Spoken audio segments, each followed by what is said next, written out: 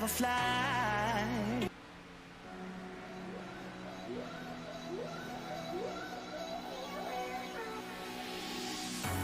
Cold at the touch, dead in the eyes, no signs of life no more. I put your love under the knife. Leave me to die here all alone. No signs of life no more, no. A crying dove may never fly.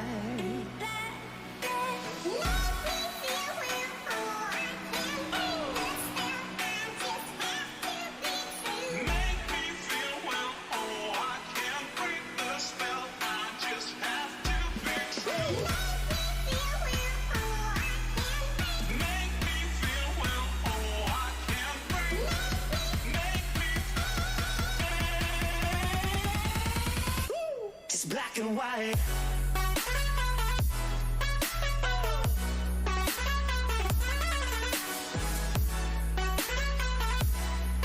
Yeah.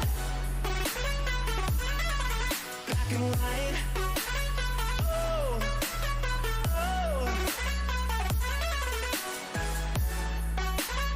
Oh. Oh. It's black and white. No more. Love, no more, baby. Black and white, no more, baby. Love, no more, baby. Just black and white, just let me go. It's only right for all I know. It's only matter. It's calico, it's black and white, white, white, white. Just let me go, it's only right for all I know. It's only matter, it's calico, it's black and white, white, white, white.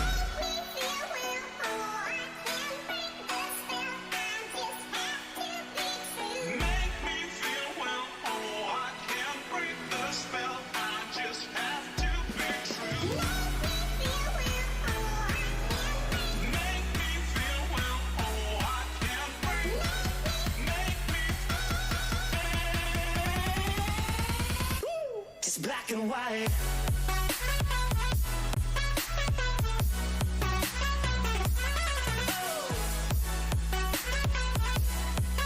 Yeah. Black and white. Oh. Oh. Oh. Oh. Just black and white.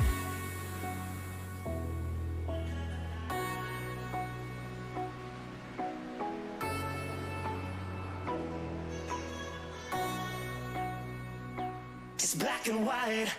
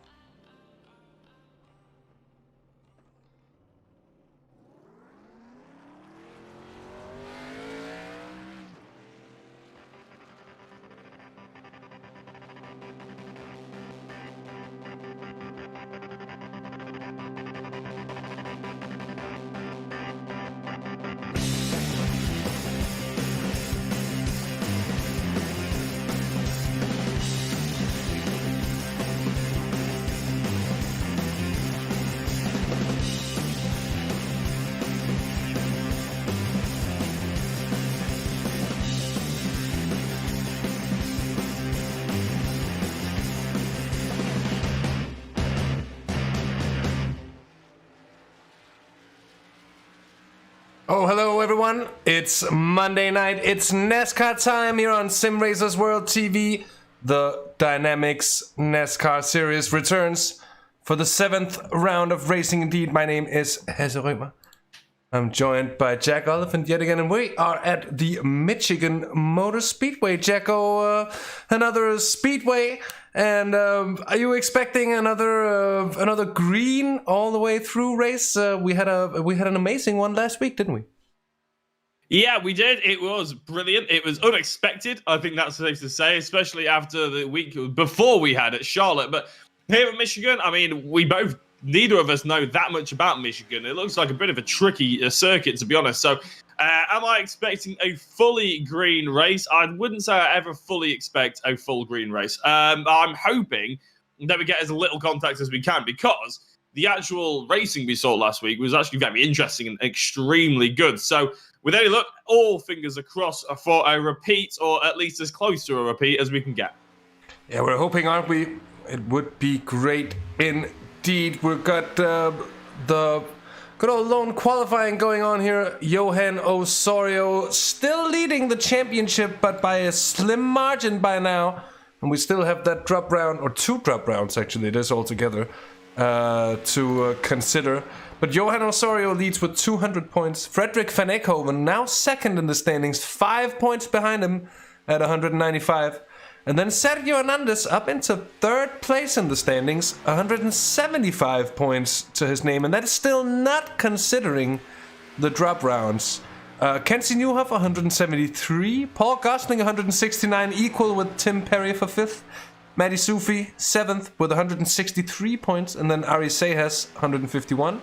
Jan Tusting, 149. And in 10th place, Bram van Uiften with 142. But still, Jacko, a number of drivers that could all be contending the title. But when accounting for the drop rounds, we've had a few tough races for Sergio Hernandez. But the drop rounds could really come through and save him. And he could actually turn out to be the main contender to keep his title for another season here. Yeah, well, he's scored, apart from, if you ignore basically round 3 and 4, which were 8 points each for him, his lowest score so far in the season was 38 points. He's had 2 races where he scored 38. He's scored 40 and a 43. So if you look at the likes of Johan Osorio, he drops a 27 and a 24-point races. But his other 4 races aren't as strong as Sergio's. He scored 33 in round 1, 43 in round 2, 33 in round 3, and 40 in round 4. So they're not far off, but it would be Sergio Hernandez who would be pipping Osorio. I'm not quick enough at maths to go through every single person and do it off the top of my head now, but it looks like Sergio isn't in a bad place, but he has to be perfect now. As I said, Johan's average score is an awful lot better, considering that's why he's topping the timing with 200 points. So it is important for the likes of Sergio Hernandez, Kenzie Newhoff, and obviously Frederik van Eekhoven even, to keep going and putting in strong performances from now on. Any slip-ups can be really costly. But to be fair, that goes the same as Johan. Yeah, very much so, and it is going to be a very, very close and tight end to the season here over the last few races, the last few rounds. The last few weeks, it's going to be a pause on iRacing's week 13. Not next week, but in 2 weeks from now. It's going to be an unofficial road race at Watkins Glen. That's going to be interesting. And we have the grid order ready to display here. Post-qualifying, Sergio Hernandez on pole position, ahead of Frederik van Eekhoven, Matthew Sufi, Paul Gosling, then Tim Perry in 5th place, always there or thereabouts in qualifying, and Philip Russell for Ford Silla in 6th place. Osorio in 7th, and ahead of Bart DeFoss in the number 6 machine. Then Adam Wright 9th, Fernando Lopez Vinales in 10th place, Stephen Wolf 11th, and Sven Kalbert in 12th place indeed.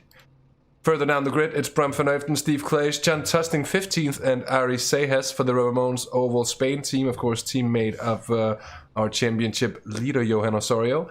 Then it's Ryan Lee Walker and Lucas de Belder ahead of Bud Boland and Stuart Musselwhite, Tony Arias and Hendrik de Grave in 22nd place, Robert Lundgren 23rd, and Toby Ward. And we've got Kenzie Newhoff in 25th place, Jacko. That's going to be a tough one to recover from. A dangerous place to be as well. Kim Behade, Ian Roots in 27th. Jürgen van der Perre, Kurt van Honacker. And Thijs van den Bergen. We got Manolo Rock in 31st place. Then John Barnes, Yves Fredericks, and Lieven up de Beek. What a grid. And first to 12th, by the way, if you didn't catch it, was separated by less than a tenth of a second. Now, we know NASCAR qualifying is not always the be-all and end-all in terms of if you get third or fourth or first or second. You know, it's not that big a deal. But obviously, it's still interesting to see that the times are that close. So I would very much doubt that we'll see an out-and-out leader anytime soon, as we're just getting ready for everybody to join in. I think everybody has. So there we go, the lights are coming on. So we'll start what will be the green flag lap before we go boogity once more on a Monday night, which will be certainly very exciting. Sergio Hernandez and Frederik van Ekhoven. Then Sergio with a new look. I thought I didn't recognise him there. He's ditched the yellow, hasn't he? He's gone for a chrome, hoping for some better luck with it, maybe. Yeah, I don't think it's bad luck that's befallen necessarily so much that it's problematic to that degree, but the new Lucky Dogs machine certainly looking good. And of course, thoughts to our Lord that is inside our PCs for a well and safe about an hour's worth of racing here today. A matter of fact, Jacko, if they do it with any without any caution periods, they can be over with this in just under 40 minutes here. But it's going to be a quick one, wide one, and a deceptive one because it looks easier than it is. Looks like there's plenty of space, but I think the drivers might find this one a little trickier than you would usually expect. Or we'll come to see Sergio Hernandez on pole position, something we haven't seen that much of actually from Sergio this season. Is his qualifying pace. Now we know the race pace always there, but qualifying, it has eluded him so far. Now Frederik van Ekhoven, who's very much there as well in second, he's always there as well. Sufi, a good qualifier, and the same goes for Tim Perry in 5th place on the grid. But now it's time to get down and dirty. We're ready to rumble. And in just about a second's time, it's boogity, boogity, boogity from Michigan, and round 7 of the SRW Dynamixx NASCAR Series is underway, and Sergio Hernandez gets a flying start and leaves everyone right in the dust there. Brilliant start from Sergio Hernandez. We mentioned that he hasn't really been putting in the pole position times in qualifying, but right here, right now, he's doing exactly what he needs to do, and that is to get out well ahead, get the first lap done and dusted in the lead of this race, and have the rest of them follow in style, follow in suit as well. Here's Bart de Vos in the Sim Racing esports car. Now, he had a bit of a change of team last time out, so this is why Bart de Vos is now part of the Simracersworld esports shenanigans with Johan Asario, who isn't part of the Simracersworld, but he is almost side by side with Bart de Vos going up the inside. We've had the first lap of green running, and we're well on the way to having our second one. Fingers crossed, it'll be more to come. Yeah, indeed. And a good start, and a fair bit of stretch, actually, to the field early. And, oh, there's been a bit of contact there, I'm afraid. And I think Robert Lundgren just about tapped the wall. We'll have another look. There you see slight contact. The Swede avoids the wall, though he came back. But seems like he's picked up a bit of damage there. Maybe in that bit of a collision, maybe in some other one, indeed. Not the way you want to start your race. Anyway, here's Van Ekhoven now having taken the lead from Sergio Hernandez. We've got Tim Perry having moved up into 3rd place. And Osario's really wanted to get involved in there. Almost 3 wide. And he's in the middle of it all. He's going to cut down right ahead of Bart de Vos. And we've got, I think, is Paul Gosling. Indeed it is in the 88 on the outside. And the black and gold Quantum car, 2 Simracersworld esports machines. That's Bart de Vos in the 6 car and Mehdi Soufi in the 64. Currently on the high side and being attacked by Philip Russell. Philip Russell, Jacko, who's had so much potential throughout this series so far, and he hasn't really made any of it materialize. It's been bad luck. It's been, well, to most extent, no fault of his own. But we're still waiting to see it all come together, though the signs have been there for Philip. Yeah, we haven't seen much of him, to be honest. The only thing we've seen is whenever we go into a replay of an incident, unfortunately. But he's running well here in the top 10, ahead of Adam Wright, one of the team down under cars, and obviously behind Fernando Lopez Vinales. obviously the teammate of Johan Osorio, so the Ramones Oval Spain team, running relatively decently in this race at the moment. But Frederick Van Ekhoven, yet again, it's getting, well, the usual scene, isn't it, to have Frederick right at the front of this field. Sergio has not been there all the time this season, but it is no surprise to see him fighting for that top 2 positions. Tim Perry, driver who qualified really well last time out. He was doing very well, and then apparently he had a, well, I say apparently, we caught it on stream, but actually we quickly forgot about it in commentary. He had a bit of a tap with the wall, and then that ended up giving him just a slight bit of damage, and he ended up just barreling down the order. He didn't take the, must have used his fast repair already, and ended up with a bit of a poor result, unfortunately. Well, he's back now with Bart de Vos, who's going potentially side by side with him. Remember, this is more of a D-shaped oval. I don't reckon it's quite a tri-oval, but the 2 corners that we do have are extremely long and extremely testing. So if you have the inside, it's probably slightly more favourable than the outside. Whoa, with a great catch then. What was happening to him? He's being overtaken by everybody. Was it just a bit of a loose rear end, or was it a bit of a touch there by Tim Perry? Yeah, we're going to have to see a little bit more. Yeah, it's a good question there for Bart de Vos in that situation. Very scary one indeed. Just see if we can catch on a little bit earlier to it. Here it is. There's Bart in that corner, because there could have been a little bit of a touch to the rear end of Tim Perry's car. Could have encircled him, but I don't necessarily think so. And we've seen cars getting loose. Well, let's see. Oh, there is a slight bit of contact. Very well kept by Bart de Vos. But of course he's gonna lose. He's gonna lose a lot of speed before catching up again, and he's lost out on a few positions. It's getting down in those sort of positions where it's beginning to hurt you ever so slightly. Yeah, they need to get their heads down now, but they're getting into a good rhythm. To be fair, we're on lap 8, and no. A little touch here and there with a few drivers, but no real incidents. Means that everybody's sort of backing themselves into a nice bit of space, getting a bit of rhythm, maybe having a little bit of fight with 1 or 2 drivers, but they're not going 3 or 4 wide yet. Having said that, we're about to go 3 wide, aren't we? Because Lucas de Belder is in the middle of a bit of a sandwich.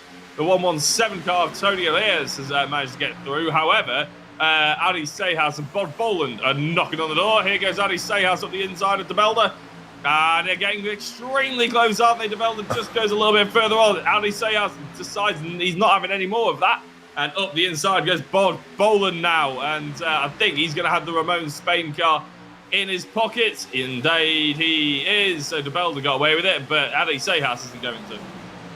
You see some of the Ramones drivers staying quite high when they're keeping that outside line, of course, to leave the space. But you also seem to be able to carry quite a lot of speed there around the outside. As Bart Boland is also finding out, as he's being passed around the outside by Ryan Walker and other the Flemish cars as well. That's Hendrik de Grave, who's up into 19th place, a few positions up here. Sergio Hernandez still content to sit behind Frederick Van Ekhoven, it seems. I think he'll be happy to try and just see if he can save a little bit of fuel. And when that pit stop time comes, well, that should be it. Oh, we've had a problem for Kimbe Haight in the 86. And it's the Mystery Machine, and they have a bit of a tangle. And he keeps it under control. Rejoins the track, but not in a good position there whatsoever, Kimbe Haight. We've had 3 incidents, though, that all could have potentially turned into caution periods. But luckily, or with good driver skill, everybody seems to have got it back on track, haven't they? It seems to be doing quite well. Here's Bart de Vos, who's tucked up now behind. Obviously, he lost quite a lot of places, but he's gained 1 back on Paul Gosling, and now he's hunkered up behind him. Who was that on the infield? I think that was Ian Roots letting everybody pass, or Robert Lundgren. I think it was Ian Roots. Those 2 drivers are the only 2 drivers who have been lapped so far. And well, Ian came in for a chat with us, didn't he, Hasse, after the broadcast finished, and was saying about how excited and happy everyone was that we had full green flag race. Apparently, the drivers weren't actually expecting to even get a green flag pit stop. It was a bit of a running joke. But in the end, a full green flag race, which was a fantastic spectacle and a great advert, really, to how much the quality and the driving has improved here in the Simracersworld NASCAR event. Obviously, it's still listed as a amateur series. They do fixed setups and everything like that. But everybody seems to have been sort of getting the idea of what oval racing is all about, which you couldn't really say in the first season. No, that's true, but it's improved, and it's improved quickly. It's got a lot better, and it's to a point where you can really see that the vast majority of the field getting much more used to the car here. The number 3 Skittles machine is on the inside, moving through, I believe, and on its way up. Here's Tony Arias in the 117 with Hasse for company, and behind Sven Kalbert is very close to a car as well. That's the 73 of Sven Kalbert being taken on the inside there, I think, by Adam Wright, whom we haven't really mentioned so far for Team Down Under in the 27, but he's moving up and along the order as well at the moment. Further down, still that battle around Tony Arias, and then Bud Boland, Hendrik de Grave, quite close, trying to make up for what up to their usual standards can only be called a slightly poor qualifying here, and the same goes for Kenzie Newhoff as they go too wide, and as there's the space, I think it's the Flemish car gets a little bit of a poor run, and Bart Boland is the one to take advantage. The 62 almost trying to reverse the 26, and well, I'm happy it didn't happen. It could have been very, very dramatic indeed. But up ahead, still Van Eckhoven leading, Sergio Nandes, Simperi, Mehdi Soufi, and Johan Osorio having snuck up into the top 5. Yeah, it's interesting, isn't it, seeing that fight with Bob Boland, because he looks up the inside, looks like he's going to have the move done and dusted, but you can carry so much speed around the outside here, can't you? I think it's going to be slightly tricky for drivers to overtake and carve through, so if any of them are going to have any big incidents or anything like that, it looks like a tricky track. It's almost like you really want the driver in front of you to go defensive, so you can pull around the outside of them. They're not going really anywhere near the apron, are they? They've got a full car's width between themselves and the yellow line. So that is an interesting little strategy, something that you don't often see or you don't appreciate unless you really invest yourself in watching this. Having said that, 2 cars are flying past Stephen DeWolf in the 76 Dynamixx Race Simulators car. A little bit of maybe of a squirrely moment there for him, but he's back trying to attack. I think that's Bram van Oliphant and Philip Russell now. So with Steve Clays, though, around the outside, like I was saying before, and Ali Seyhas. So the Ramones and the Skittles car just taking advantage of Stephen DeWolf being on the inside. Yeah, indeed. And, Jürgen van der Paris in the pits after several attempts as well. Oh, and there's contact of the 3 cars in the wall as well. And we got the yellow flag out, caution period. It's Steve Clays.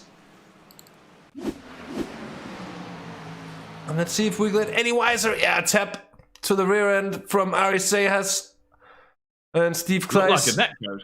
Yeah, we'll have another look at it.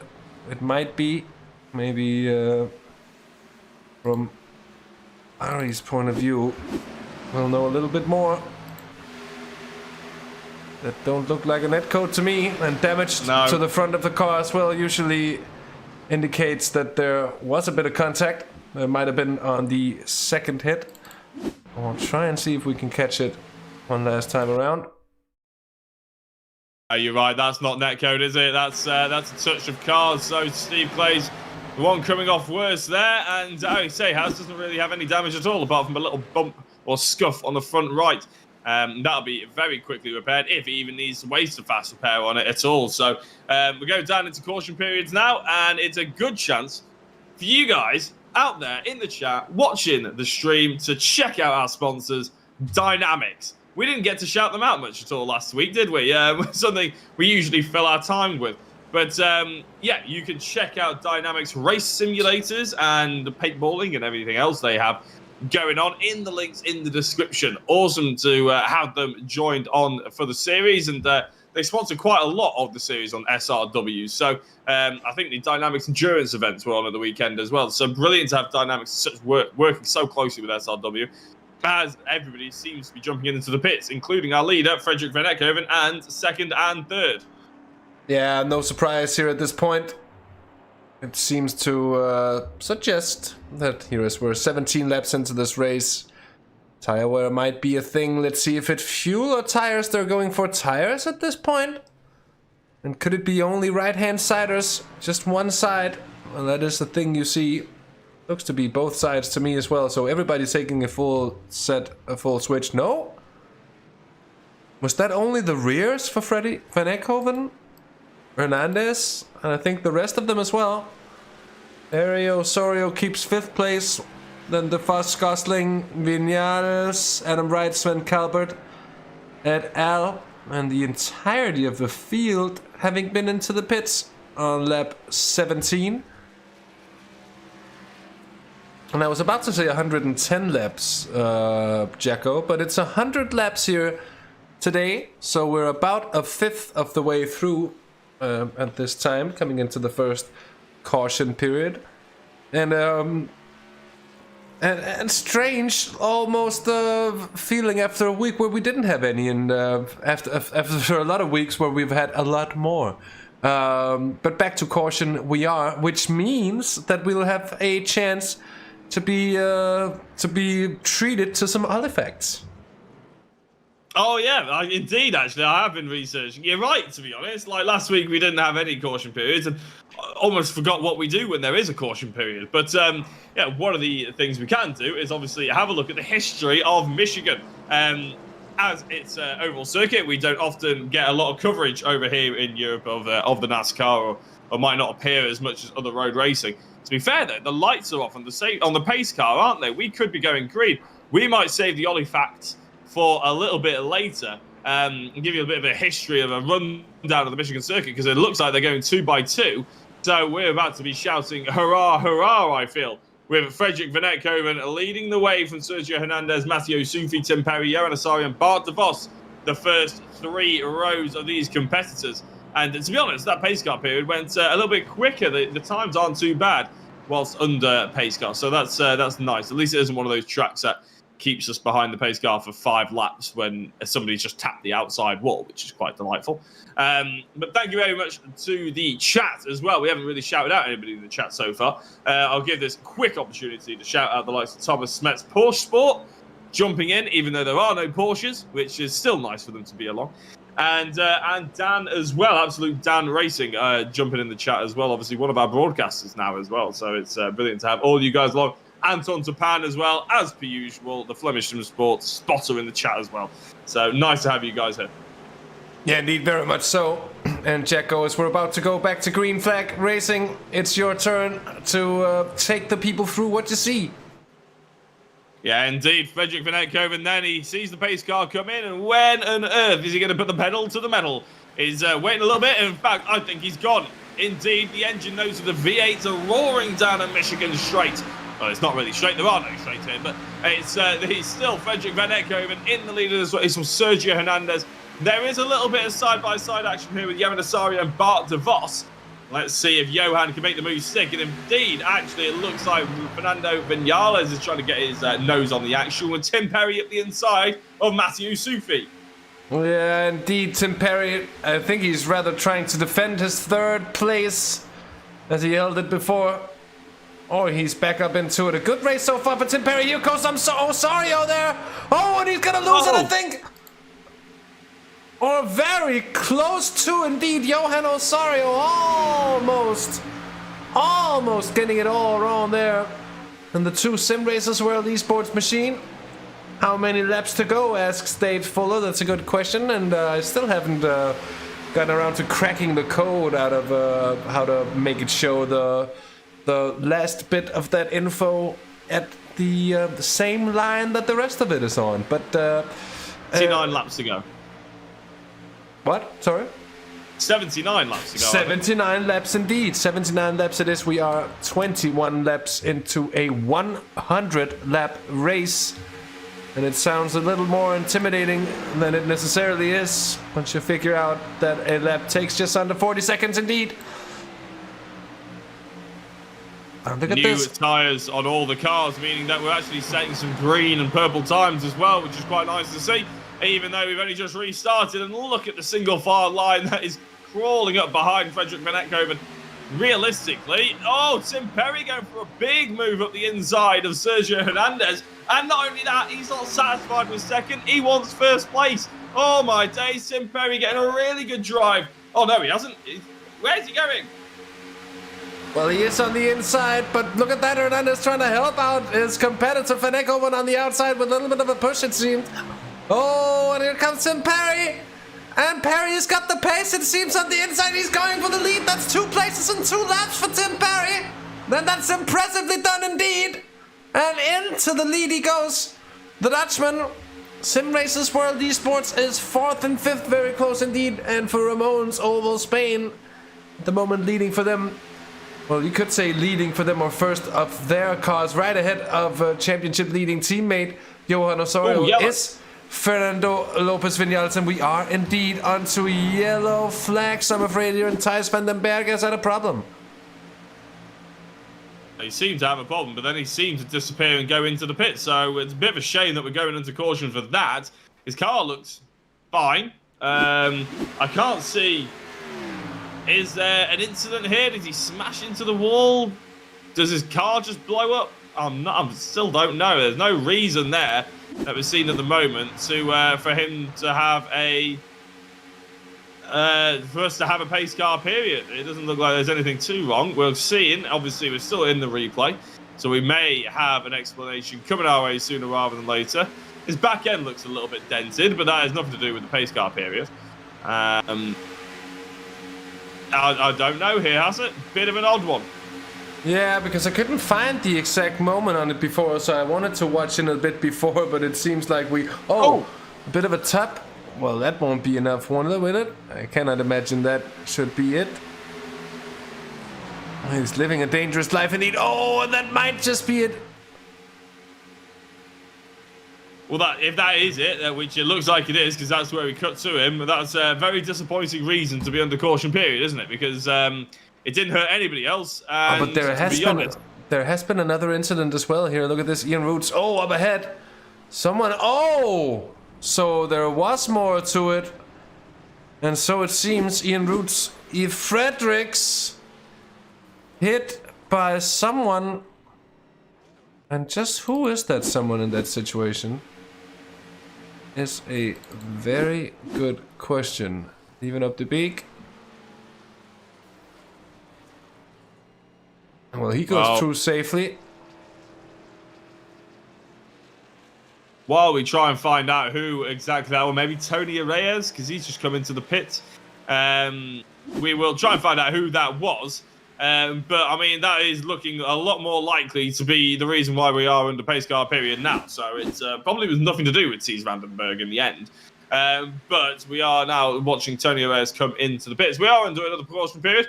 It's not the end of the world, really, because we do have a chance to have a look at a few more of the incidents as we're seeing them on screen sort of thing. But that is Tony's car now back up and looking fresh with a fast repair, which is delightful. And we have a chance for some Oliphant. So let's have a look and see about the history of the Michigan Speedway. So basically, it's a D-shaped bowl near Brooklyn. Oh, sorry, in Brooklyn, near Detroit. It was sort of a pretty good vantage point. Oh, Ian Roots, that's... So even though the car disappeared, he actually made contact with the spinning Fredericks, and that is why Ian's car ended up having to come into the pit. So a good replay that has a good camera work, I'd say, to bring us back into the light of what occurred. Well, I'm doing my best. I know it's something that gives us a lot of info on what exactly happens in these situations. It's nice to get as much detail as we can. Sometimes it's hard to find the exact moment where everything goes wrong, but we've managed to do so this time around. And so it shall be that the pace car is going to swing off to the left and let Tim Perry decide when to go flat on the loud pedal. He did an impressive move on Van Eekhoven and Hernandez to go from third to first in the space of just a few corners before, and it's interesting to see just how he's gonna get back to racing here at Simracersworld Esports with 2 cars of Sufi and DeVos. We got the Ramon's Oval Spain 2 cars for them at the head of the field. And well, let's just see. As I said, lights off, too wide. We are. And as the pace car is going to peel off in a moment, you can see Sergio Hernandez getting very close. And he does not want Tim Perry to leave him in the dark. Let's see when we go back to green flag. And there it is, we're racing again, it is boogity, boogity, boogity. Tim Perry gets a very good start, and you can see Hernandez's pace off as he instantly jumps. Van Ekhoven, I think that's it. Van Ekhoven, of course it is. For second place, up into third. Almost up into third for Sufi, but not quite. Good start from Tim Perry. Osorio has lost a bit of position here as well. Checo, he's down into 11th, and it's a closely knit bunch there in behind with Hasse jostling for position. And I think that's around... Was that Sven Calbert? That indeed it is. And the Ramones car off Hasse. This entire mid-pack, well I say the mid-pack, the entire race is very close, isn't it? Especially after caution periods. But oh, look at that, just diving into the infield from Ryan Walker on Adam Wright. No, it's not Adam Wright, it's Kenzie Newhoff. So Kenzie Newhoff on the outside in the 62 machine, the team down undercar. Not used to seeing Kenzie so far down. Steve Clays in the Skittles machine. Now remember, Steve Clays was part of the incident that caused the first caution period. So the Skittles car has been fast prepared and is well on its way to try and claw back some of those positions. Up the inside of Ryan Walker he goes to try and instigate that now. Although we've seen how drivers can carry so much speed and get good exits from the outside of the two rows, you could argue. But Tim Perry isn't worried about that at all at the moment because he's in the lead of this race. Oh, Bart de Vos has gone rallycross as he goes into the infield. He comes back on now. We've got no caution period, so that's something to be thankful for. Yeah, very much so. Let's see what happened to Bart de Vos. Oh, he just clips the outside wall. He'll be happy that that didn't go any worse than it did, because it easily could have done with a big flyer there. Oh my word. That's some serious airtime. Oh my god. Bart de Vos. Well, he should get a part in action movies with stunts like that. And here Van Ekhoven looks to be losing a position here into Matthew Sufi. Simracersworld Esports. And Matty Sufi looking to make a prophecy of what I said before. And he's trying to go for third. But look at that around the outside. Comes Van Ekhoven, keeps the pace. Back to caution. And we're back to caution, I'm afraid. Yes, we are. Gutting to see that we're back to caution. Really unfortunate. But, I mean, going back to that Bart de Vos airtime, it's incredible, wasn't it, Hasse? It did look like it was straight out of a Fast and Furious or an old... what are they called? Oh, I'll remember it in a minute. But here's the reason why. Oh, it's a Simracers esports car in the wall. This is Ryan Walker and Toby Wardy currently having a look at. But we did see, there it is, it's Bod Boland straight in the wall now. Has there been contact or was it self-inflicted? He's with Ryan Walker now. Oh, it did just go. The angle wasn't favourable for us to make a snap decision just yet. I will say that Ryan Walker was very close to the spot where Bod Boland ended up being spanned for. In fact, there you go. It's plain as day, isn't it, Hasse? A little bit of contact means that Bod is, well, even more contact now he's been turned around properly, is in the wall there thanks to contact. Yeah, that's the good old LAPD tippy-turny 1 o'clock tip, and around you go. And, you know, the rule book is a little different than usually in oval racing, and in NASCAR they used to say there ain't nothing wrong with a bit of contact, and if someone's blocking you off and such. A lot of NASCAR drivers, at least of the old school, if you will, would probably say that it's perfectly fine just to hit him off the road.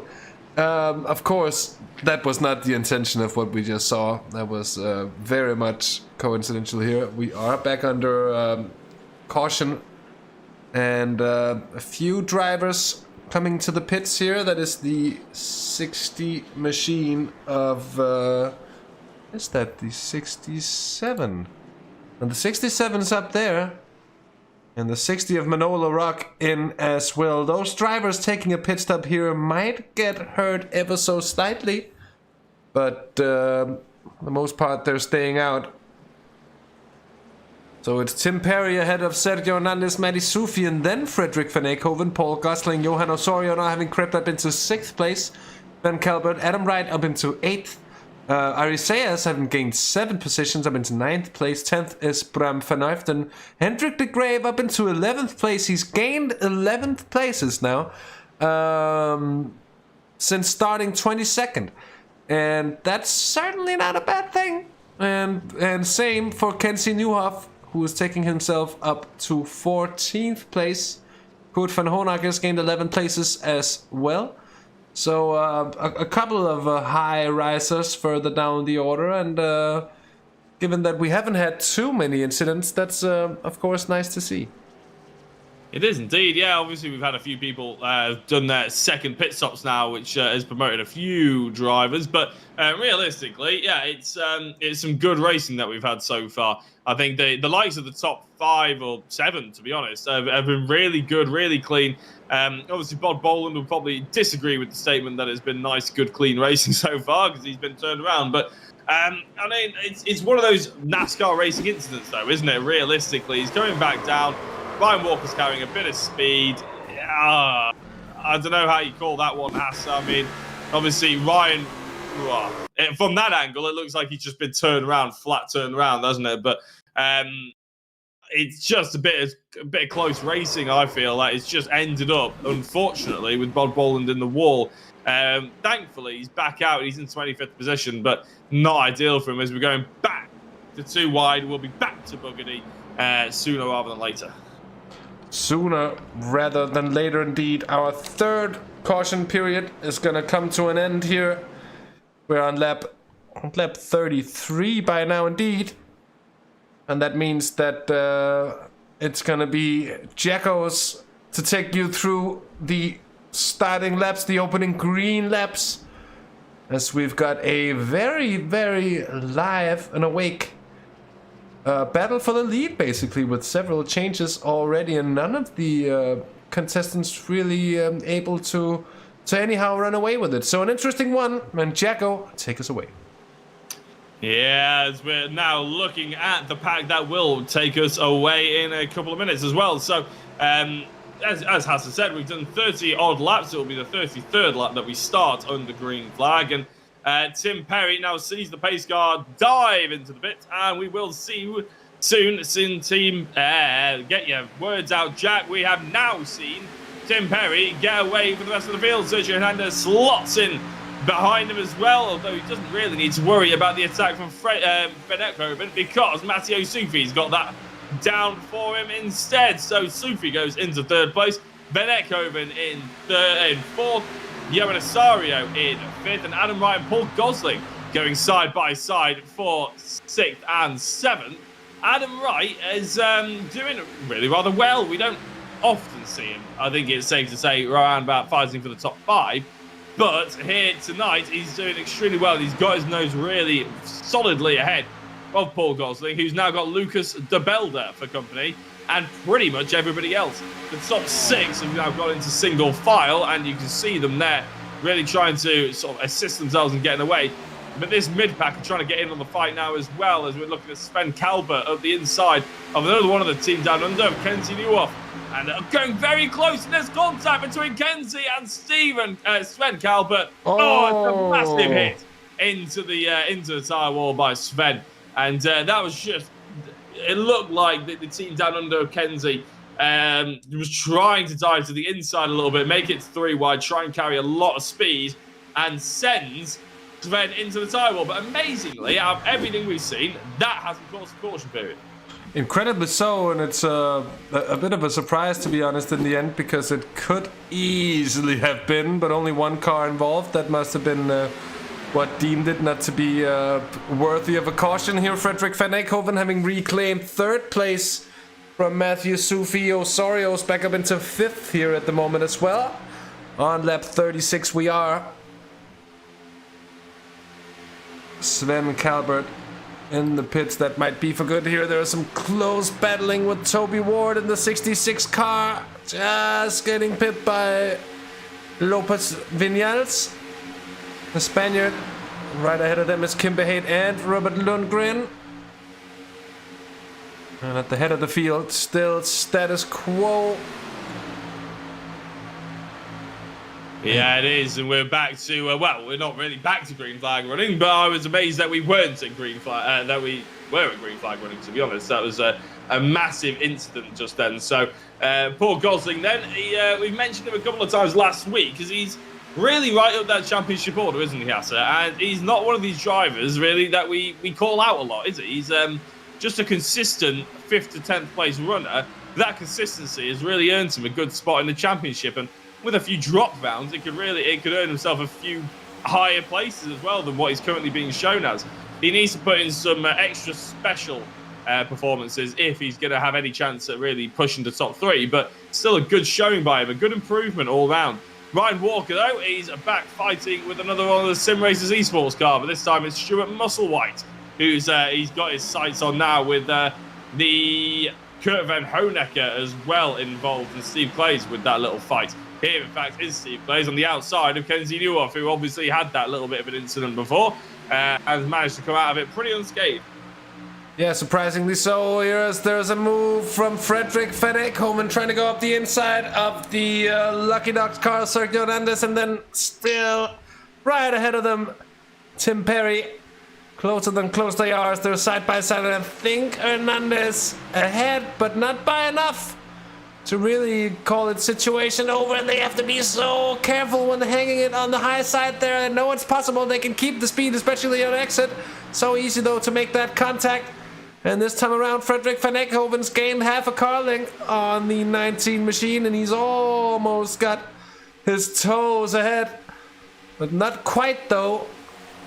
And you can see Sufi Osorio and Adam Wright all looking to be able to pick up whatever scraps there might be left from this top dog fight indeed here, with the Team Down Under taking on the Lucky Dogs driver of Sergio Hernandez. And it's what we've been seeing all throughout this season, these same drivers involved in the top scraps ever so often. Here Hasse has having a go at Steve Clays. Philip Russell right behind. Yeah, it's a good battle, but here is a replay of Bart de Vos, potentially. Can't quite see that one, but here's Frederick, and look at this. Oh, Bart de Vos getting properly out of it, and into Fredericks yet again. Fredericks involved, and Bart de Vos, and Frederick goes over and gets a little bit of airtime. So Bart de Vos giving it back to have Fredericks an opportunity getting the airtime, and it's like a Starsky and Hutch sort of stunt, that, isn't it? A little bit of a hop, top skip and a jump over the grass. Luckily, nothing doing so far. Here's Johan Asario, the number 11 car, fighting with Matthew Sufi. Now, the championship leader has gone from strength to strength in this championship. A couple of rounds that haven't been as dramatic in the previous two, but he's well on his way to scoring some really solid points. Frederick Van Ekhoven, 5 points ahead of him in the championship at the moment, and currently stands to probably just about draw level with him on non-drop points championship, if that makes sense. So without the drop points, they may well be level. But obviously Johan really has to worry about the fact that Team Down Under's teammate of Adam Wright is just behind him, and it doesn't look like Johan quite has the out-and-out pace to run with the top 3. So unless he takes advantage of some incidents or maybe gets into a good slipstream, it looks like he's going to have to fight as best he can as Frederick Van Ekhoven goes into the race lead, and Lucas de Belder goes around the outside of Paul Gosling. Very much so, and Van Ekhoven into the lead. He is Perry. Still trying to look at that. Sufi trying to go up the inside of Hernandez here. So Sergio Hernandez must have had a moment or two that really cost him some trouble, and he's falling down the order now. He's trying to come back at Matty Sufi there on the high side. Maybe he'll be able to carry the pace around, but not quite, it seems. And there's a fight in between as well, with Osorio and Adam Wright still going at it further down. It's all the way down to Bram van Nuiften here before there's really a gap. And Van Nuiften is still in a very good position. Look at this down here, some close scrapping as well, Jacko. There is indeed, yeah, the fast daddy car of Kurt Van Honecker up the inside. KV Racing Machine, we haven't mentioned him that often, I think that's Hendrik de Graeve in the Flemish Sim Sport car just ahead. And Steven de Wolf in the 76, who we have seen involved in an incident before. They're going very nicely as well. They're having a right good battle between these guys. I have just seen in the chat that Thies van den Berg, he pulled off very unexpectedly the third caution period. No real reason to. The car didn't blow up. There was no contact or anything like that. He's just stuck in the YouTube chat, and possibly the cutest reason that I've ever seen to abandon a race. The fact that he had to stop because he had his crying child who was missing his mum. So Thies van den Berg did the fatherly thing, the good fatherly thing, and went and took care of his child. So Thies, a bit of a shame that we've lost you in the race, but well done on getting down there and making sure that you were taking care of your kid. Yeah, very much so. The good thing to do indeed here. Frederik van Ekhoven leading the pack. Still hammering it down. Look at that great run that Sergio Hernandez gets on Tim Perry. He's got the overlap. He's got to go for the move instantly as well, trying to retake second place. There's going to be another position lost for Tim Perry there, I'm afraid. Yeah, it's Timmy's slipping back just a touch, but to be fair, he's still fighting with those drivers that are, in the top three. So although he's maybe losing a position, we've seen Frederik van Ekhoven go all the way down to fourth, and he's now leading the race by 0.3 of a second. So it's not the end of the world. The last thing they want to do, though, is to keep holding each other up as we're nearing the halfway mark of this race. 47 laps out of the 100 have come and are about to go. Obviously, when we hit the 50, we'll be halfway. It'll take a genius to work that maths out. Hasse has, and this is the battle. This is the battle, really. The back mid-pack, the 15th to 20th, or even a bit further back than that, the 20th to 25th. Oh, they're going 3 wide. That's probably the narrowest 3 wide I've ever seen in this so far. Toby Ward was on the inside of that, and it looked like Bod Boland was trying to make a point and charge through the field on Hendrik de Graeve and Ryan Walker. So a little bit of contact, a little bit of history between Ryan Walker and Bod Boland in this race already, and we're about to see number 2. No, because Bod Boland has already pushed the tyres and is starting to pull away from this pack. Sergio Hernandez has pulled away from Mathieu Soufi and Tim Perry. All of a sudden, Johan Asario has got into the toe quite nicely of Tim Perry as well. So it's a 5-way battle. Scrap that. It's a 6-way battle because Adam Wright is right there. He is literally right there indeed, and he's done so well for himself. You mentioned it before. He's flown under the radar, but he's kept himself in very much there and thereabouts at every single moment of this race so far. As we're coming on to lap 50 as we come around for the next time. Adam Wright still looking. The question is he really looking to find a way past Osorio at the moment, or will he be happy to sit where he is and try to attack the race at a later stage? You have John Barnes involved in a bit of a scrap there, and I think we can safely say that the damage carried on by Kenzie Newop there to his car isn't doing him any good in terms of pace. And Hendrik de Graeve has lost positions as well. And look at this, they're so close in behind. That's the 999. And Mandarolo Rock, John Tosting, Stuart Musselwhite, and Al almost 3 wide there again. Jacko, this is excellent stuff. Oh, I mean, my to be honest, God. I'm not sure Antonio Reyes has kept that out of the wall. It looked like he was heading straight for the outside, but he has managed to get it back. And in fact, he's not happy being on the outside because he's now died to the inside, trying to follow Stuart Musselwhite through on Hendrik de Graeve. Or Hendrik de Graeve, I don't know why I said it so weirdly. Hendrik not fighting as really high up in the order as we used to see him, really. So this battle for the sort of low end of the 20s is providing really good racing, to be honest. But the driver who has driven away with it so far is Frederik van Ekhoven. 9/10 of a second between himself and Sergio Hernandez. So Sergio might still be getting a little bit of a toe, but it's nowhere near the effect that he's giving off to Mathieu Soufi and Tim Perry. Lucas de Belder in 9th place. He's got Fernandez Lopez Vinales, which I just love saying, by the way, in the 8th place, set in his sights as well. Steve Clay's a little bit further back with Bran van Uytven as well. That's 6/10 of a second back. So they are starting to space themselves out. We have been under green flag running for about 20 laps now, which is a lovely sentence to say as well. We always like to see how they're going to bed themselves into green flag running. And to be honest, I imagine we may well, if this carries on for the 10 laps or so, we might end up seeing a green flag pit stop, which will really throw the cat amongst the pigeons, because quite often when we see a green flag pit stop, it's followed immediately by a caution period. It's just sod's law, unfortunately. But, it's just the way that it happens sometimes. We don't want any caution periods, obviously. However, with the close racing that we've been having, I'd be amazed if we don't get another one at some point. Manolo Rock and Ryan Walker, and that's a back marker, actually. Just going quite close together there. As well, to be honest, Hasse, this battle here is the one we want to look at, really, because the front one has just calmed down a touch, as they're starting to get very close to each other with Hendrick de Grave and Stuart Musselwhite. Yeah, this is where the racing's at. Hendrick de Grave and Musselwhite traded paints there for a second and just about managed not to collect one another too heavily. Ian Roots is laps down, I'm afraid, so next car for track position is John Tusting. And up ahead here, Paul Gosling is making a move on Viñales on the inside, or is it the other way around?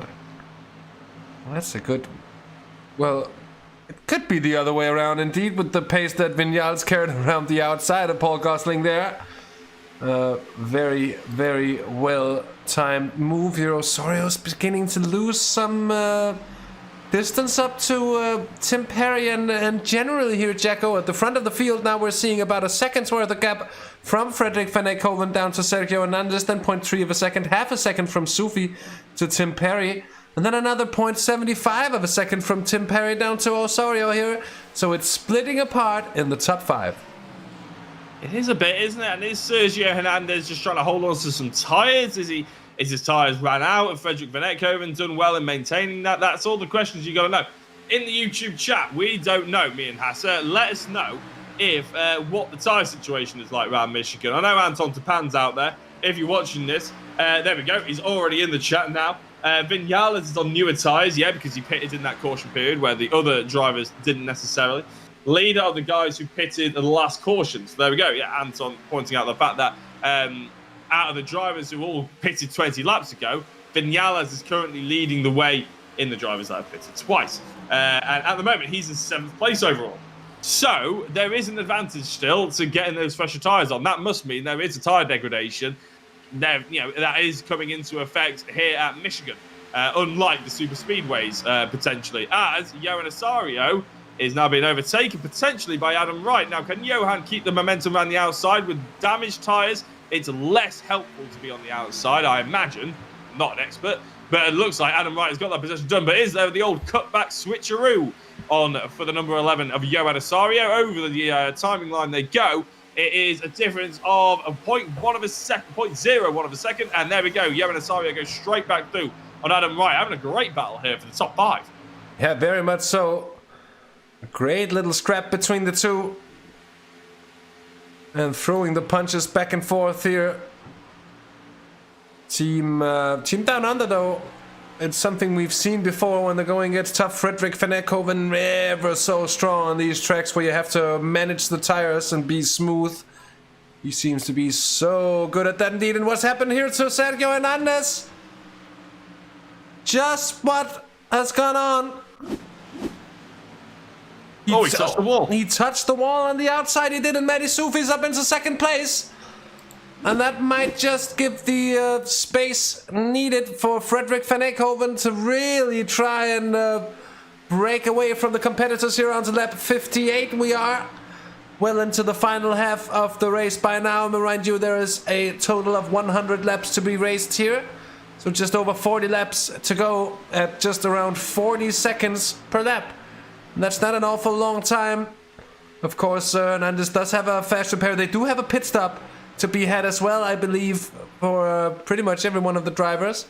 And that should happen right around lap. Well, it shouldn't happen too far from now, to be honest, here, as there's another position bled from Hernandez, clearly losing pace after that contact with the wall. That is one unlucky time to do so. Indeed, yeah. So Sergio, although he's still scoring good points against Johan Osorio, He's only 1 point ahead of Johan Assario, though, at the moment. He is losing to Frederick Van Ekhoven. So, we're back under caution. And is Hendrik de Grave going up the inside of Yves Fredericks? Yes, he was, but it's actually Manolo Rock who's off on the inside apron. So, what happened to Manolo Rock? Bit of a shame, but we'll be able to try and find out what happened. In fact, here it is. That's Kenzie Newhoff.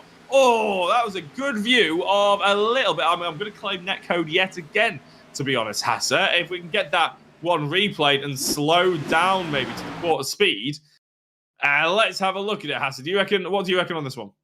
Oh, I reckon there's 100% contact. Not once, twice, not thrice, though it could have been nice. And I had a string of rhymes coming together there. But Manolo Rock manages to keep it out the wall, and I think, to the best of my knowledge, is the only car that was really involved in that one. So I think caution having been brung out because of a car stationary there for a moment. So a cheap caution, you could say. Manolo Rock, I think, gets pretty much away with that one. Yeah, he got away with it. To be honest, the race didn't know because there was not an entirely massive need to go into caution. So it does rub me slightly. It boils my potatoes when we have a caution like that, you could say. But we are back under it, and I imagine everybody's going to flood into the pits. And just like that, everybody is in the pits. And my timing tower has flooded in with orange, which means they are diving in as well. So but you're also you're the only one using the timing tower. Yes, I am, to be fair. So, yeah, that's very true. Well, I can see, and everybody else can see that the fact they're in the timing tower now, at least. They're in the pits now, at least.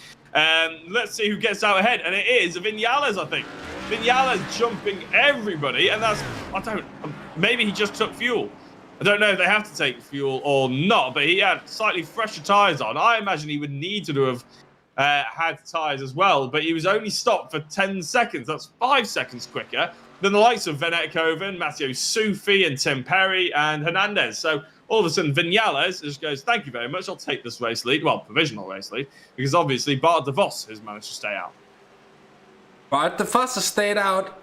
He was on a lap 31, so quite a bit later than the rest of the field, but you would still expect him to be at a major disadvantage now.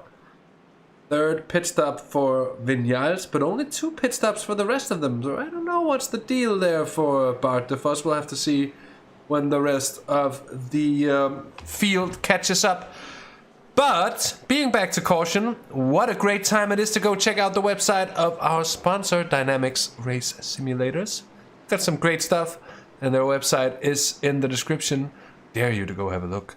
And with that said, and of course a word of gratitude to aforementioned Dynamixx Race Simulators, and very thankful for Jochen and the gang being able to enable us to make this happen in the first place.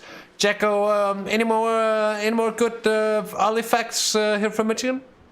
Yeah, the Mew has asked me to lay them down, so here we go. In 1967 is apparently when ground broke for the Michigan International Speedway. Quite late on, to be fair, compared to a lot of the other tracks that we've been to. And apparently they shifted 2.5 million yards of earth just to make this 2-mile circuit. Not entirely sure why they've measured that in yards and not in kilograms or anything like that, but, here we are. It was designed by the same person as the Daytona International Speedway, in Charles Moneypenny. Fantastic name. And also, it was the infield and the road section that was opened at roughly the same time was co-designed by Sir Sterling Moss, would you believe? So, a fantastic little bit of history into how this sort of track came about and was designed. There's plenty more Ollie facts on the way. I'm just saving them a little bit in reserve because the pace car lights are off and we are going 2x2. So Hasse, you're going to break down the race start, I imagine. Very much so. We've got Fernando Lopez Vinales, who's going to lead him off. And Bart de Vos was a bit of a fluke. It seems Van Ekhoven second, then Matty Sufi, Tim Perry, and Sergio Hernandez ahead of compatriot and championship leader Johan Osorio. And let's see how this start is going to go. The pace car's off to the left, and it's boogity, boogity, boogity back to racing here as Fernando Lopez Vinales goes very early indeed. Sort of seems to catch Van Ekhoven a little bit off there. And Matthew Sufi is going to have an easy way up the inside there. Might there be a gap for the reigning champ, that's Sergio Hernandez, trying to get a position there on Tim Perry in that pink 22 machine. I think there is up the inside. The 19 safely through as well up into 4th place. And it seems to me as well, I have jinxed it, because I was just about to say that we have had a safe race restart, while I can say here that Ryan Walker and that's Robert Lundgren has been involved in this calamity here, I'm afraid. Yeah, Eve Fredericks then went into the side of them. So let's have a look. So you can see Ryan Walker going sideways all the way up ahead, but this is Robert Lundgren, who is about to fly into the side of Ryan Walker, I believe. Ryan then gets a little bit of a help round by Stuart Musselwhite. There's Fredericks making the contact. No, sorry. Yes, that was Fredericks. And into the side of him goes, a whole host. Robert Lundgren as well. And, Ryan Walker does jump to the pits as quickly as he can, but you can't jump to the pits while you're still moving, which is why he had to end up crashing into everybody else before he was able to go back. And Bart DeVos was involved in that a little bit as well, wasn't he? Which is a bit of a shame.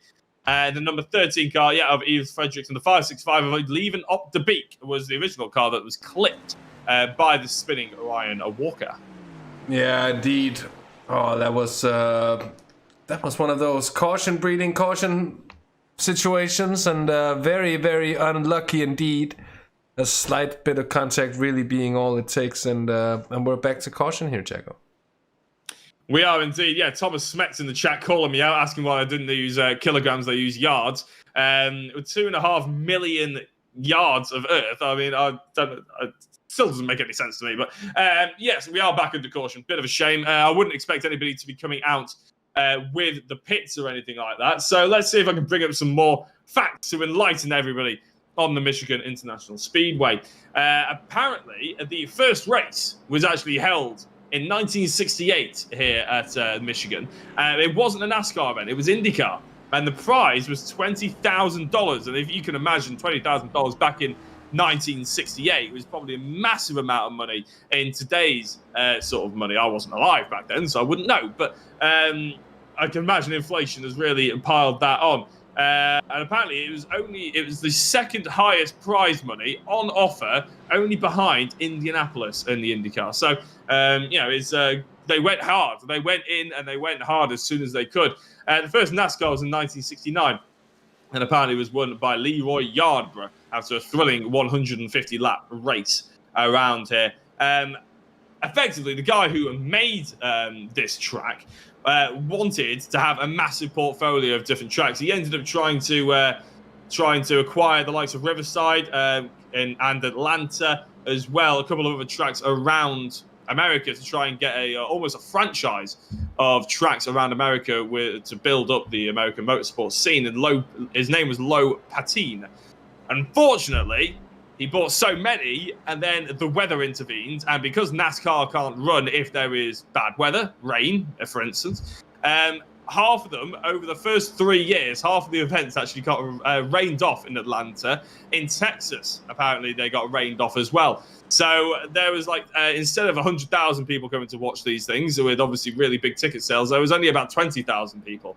So in the end, Lo Patine ended up losing all of his money, and the stakeholders kicked him out. He got fired. And in the end, Michigan got bought out by another gentleman for $2 million. So, and since then, it's really flourished. And since we're going back to the fact that we are, under caution period, but the lights are off on the pace car, we'll come back to see how it has prospered since then if we get another caution period. Fingers crossed we don't, because a lot of people probably enjoy racing a lot more than they do me spouting about history of the Michigan International Speedway. But we are where we are.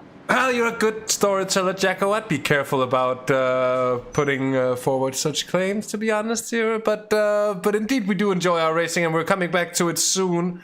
We've got Fernando Lopez Vinales in the 67 for Ramon's Oval Spain, leading the bunch after an impressive charge before. And a very short pit stop indeed. Matty Sufis on the outside. And Freddie Van Eckhoven there in the 477 third on the inside of row 2 with the reigning champ Sergio Hernandez on the outside. Then it's Tim Perry and championship leader Johan Osorio. And with that said, Jacko, over to you for the race restart. Indeed, we're about to get back underway for what I believe is the 5th race start, and Vinales is about to take it boogity for the 2nd time. It's been a good restart last time out for him personally, obviously not necessarily for the entirety of the field. Matteo Sufi and Frederick Van Ekhoven are trying to take advantage of maybe his inexperience to lead the pack away.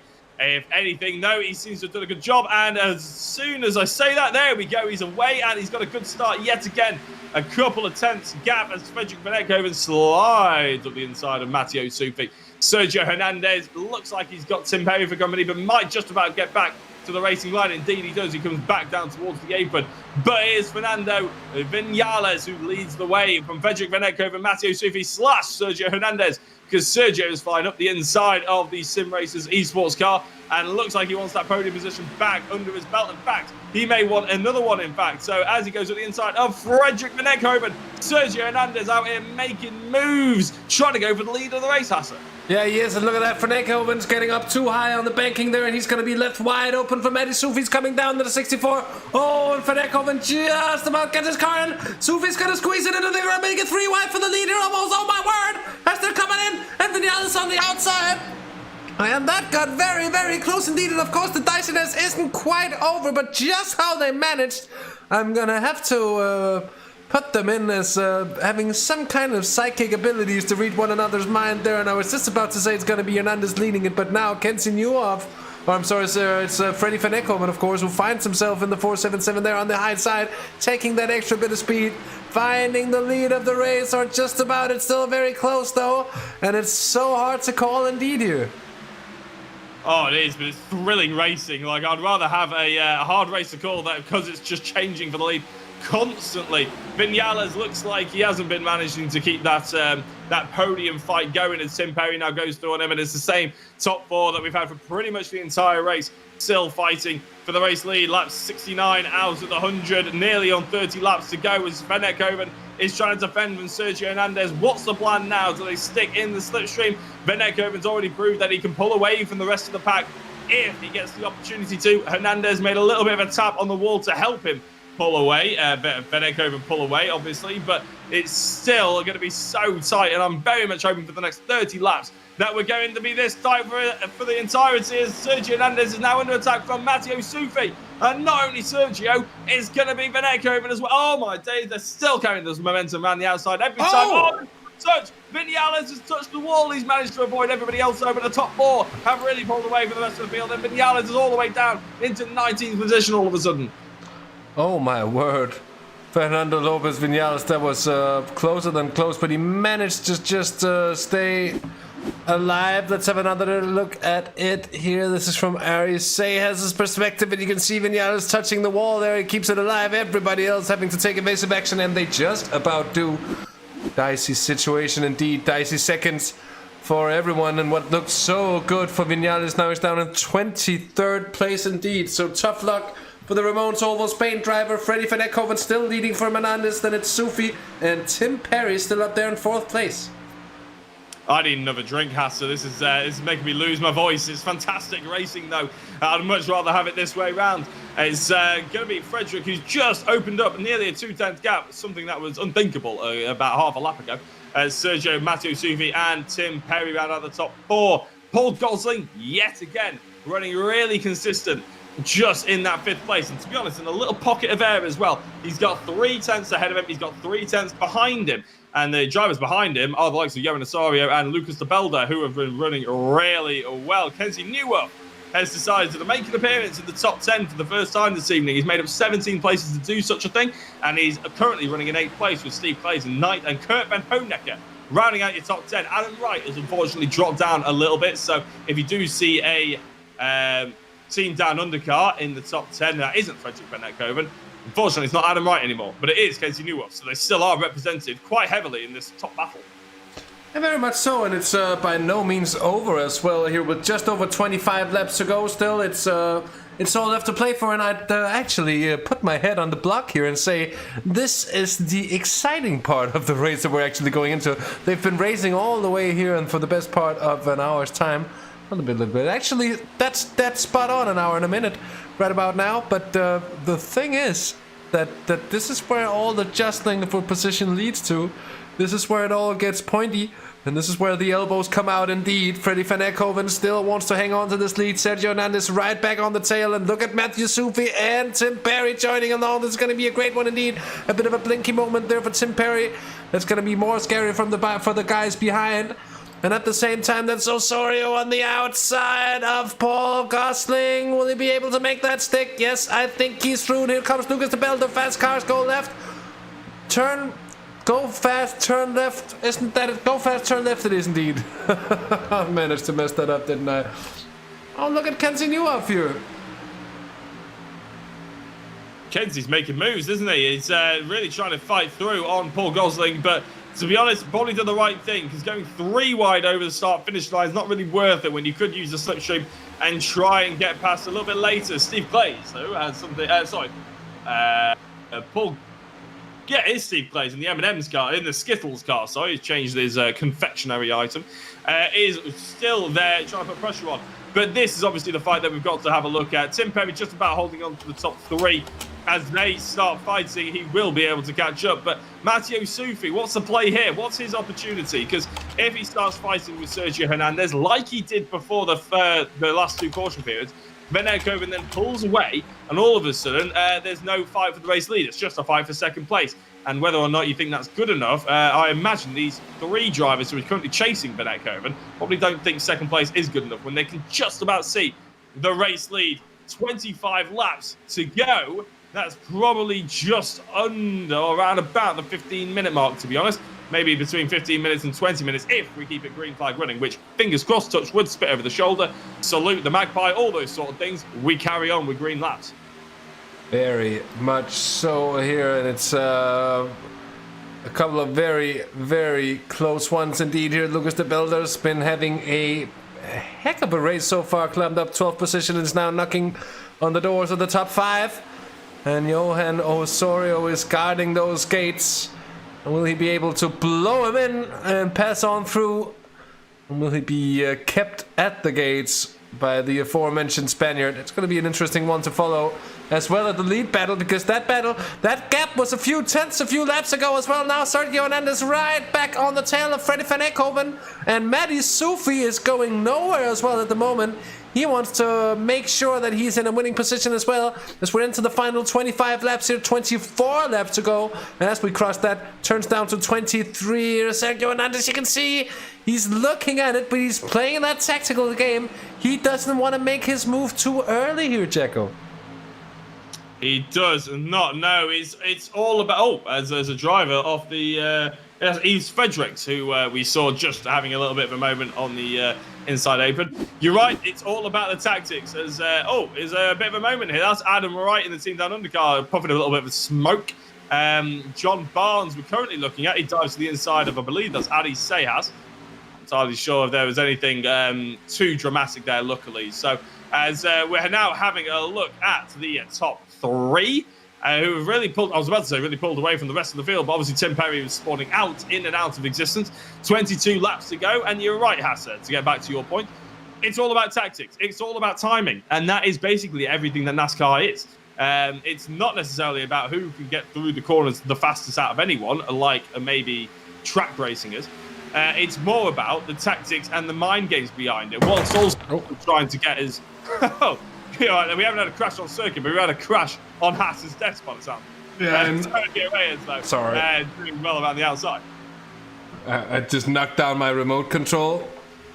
So I will silently try to pick it up and place it on a safer location on my desk. We'll try to avoid those sorts of incidents indeed. Look at this still. Freddie Van Ekhoven leading just about from Sergio Hernandez. 21 laps we're down to, and it goes quickly indeed here. And so indeed they do, and I think he's getting closer and closer, if that's even possible here, Hernandez. And just when is he gonna time his move here? Not entirely sure, but it's the problem is, isn't it? Really, I mean, it's such a short final lap, so you can't really leave it to the final lap. But they do often say, "Oh, we're under caution period. Oh, we're under caution. What has happened here?" Can't see anything, to be honest, in the replay ping. So John Barnes. I think it's John Barnes. Yeah, there he is. He's just on the apron. He's still going. It's a touch with the 117 car of Tony Arejas. So Tony and John, although a nice little pirouette and everybody avoiding him, if anything, he's styled it out and we could have cracked on. But it is where we are. We are back under caution periods with 20 laps to go. Yeah, indeed. You see the contact. There it is. Nothing John Barnes could really do about it. A bit of a silly one. They had space. But it's so hard to judge, isn't it? And much easier for us when we have the golden overview here. We are indeed back to a caution period. Hopefully it's going to be the last one. We're going to have just under... Well, we're going to have just, 16 laps to go and to race when we come back. And it's going to be all the merrier. What we will have here is a general bunching up of the field, which is going to make it all the closer and easier for anyone coming from a little further behind. They might still have a shot at gaining some of those elusive top spots here. Yeah, I think the people that are going to really enjoy that are obviously the likes of Johan Osorio. Tim Perry, he was just losing out, wasn't he? Just a touch. He was not quite as close as I'm sure he would have liked to have been. However, he could have just been saving his car and waiting to get that real big push towards the end. We obviously said we were having a chat with Ian Roots before, and or not before, but at the end of last week, and as everybody jumped into the pits, by the way, and he was saying about how you can sort of really just time it. You can be a couple of tenths off per lap, sort of rotating, making sure you're not in any massive fights or being slowed up, save the car, and then really push hard and set some flying times in, and you can really sort of push your way up the field. Apparently, that's what Sergio Hernandez was trying to do last time out on the race winner, who the name has just escaped me off the top of my head, annoyingly, as I started that sentence. But he didn't ever really get the opportunity to put that time down because he had a little bit of contact with the wall, unfortunately. So, yeah, that is a tactic that is worth noting as Matteo Sufi comes out of the pits and into the race lead, followed by Team Down Under, not Frederick Van Ekhoven, though. It's Kenzie Newhoff, just jumped his teammate. Got a few very, very, very quick pit stops indeed. Several 9-second pit stops. And then a few drivers taking the full 14, 15 seconds. And I wonder what's what here. What is just going to be fuel? It's just going to be tires for some of them going to be both. I don't know. But interestingly so, it's thrown a bit of a mix into everything because Matty Sufi, of course, leading the race now, but from Kenzie Newhoff, then Van Ekhoven Hernandez, Lucas de Belder, Tim Perry, then Johan Osorio, Steve Claes, Paul Gosling, and Bram van Uiften. And it's gonna be a tight squabble all the way to the line. That will be my call at least. And what a nice thing that we'll have just about 16 laps to settle the score in here. It's going to be a really good 15 laps as well. Hopefully we don't have the thing we had before where pace car breeded a pace car. But, it'd be nice to just get a bit of clean lap running. 40 seconds is the flying lap here. So let's have a look. How many laps are going to be left? As you said, Hasse, probably about 15. So about 2/3 of that, 2/3 of 15 is about 10. Well, it is 10 minutes. So we will have 10 minutes of green flag running right at the end. And that will be an absolute peach of a race finished if we can get that far. The pace car lights are now off. Matteo Sufi followed by Kenzie Newhoff, Sergio Hernandez, Frederick Van Ekhoven in third and fourth this time round. Will they push through quite quickly, or will Matteo Sufi and Kenzie keep their positions? We've seen Kenzie really charge through the order. We were seeing him fight for 25th position at one point. Now he's fighting for the lead. Well, indeed he is. And to take you back to racing here for the 6th time tonight, it shall be me. Matty Sufi though in the lead. I'm having a feeling he could be a dangerous man to have up there. He set the pace the entirety of the evening, and I think everybody else is going to have to get out of bed pretty early to get the better of him. We'll see what difference it made there. A good point from Dupin.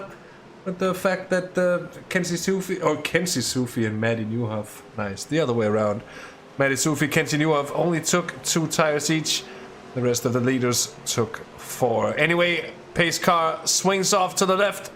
It's now in the hands of Matty Sufi to take us back to green flag racing and boogity boogity boogity. Hopefully for the last time tonight here at the Michigan Motor Speedway. And look at the jump they're getting on Hernandez there. Nieuwhof, Van Ekhoven closing out the Lucky Dogs driver.